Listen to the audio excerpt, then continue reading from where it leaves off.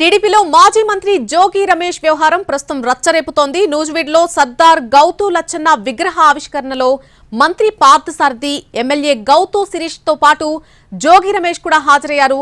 దీనికి సంబంధించిన వీడియోలు ప్రస్తుతం సోషల్ మీడియాలో వైరల్ గా మారాయి. దాంతో టీడీపీ అధిష్టానం సీరియస్ గా ఉందని తెలుస్తోంది. మంత్రి పార్థసారథి, గౌతు శిరీష్లను వివరణ ఇవ్వాలని లోకేష్ ఆదేశించడంతో ఈ వ్యవహారం రచ్చగా మారింది.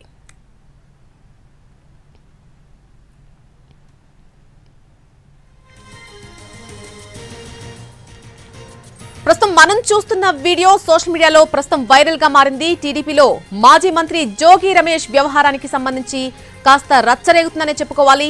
నూజివీడులో సర్దార్ గౌతు లచ్చన్న విగ్రహ ఆవిష్కరణ కార్యక్రమానికి అటు మంత్రి పార్థసారథి, పక్కనే ఎమ్మెల్యే గౌతు శిరీష్ తో పాటు మనకు జోగి రమేష్ కూడా కనిపిస్తున్నారు. దీనికి సంబంధించిన వీడియో ఏదైతే ఉందో ప్రస్తుతం ఇది సోషల్ మీడియాలో చక్కర్లు కొడుతోంది. దాంతో టీడీపీ అధిష్టానం సీరియస్ గా ఉందని తెలుస్తోంది.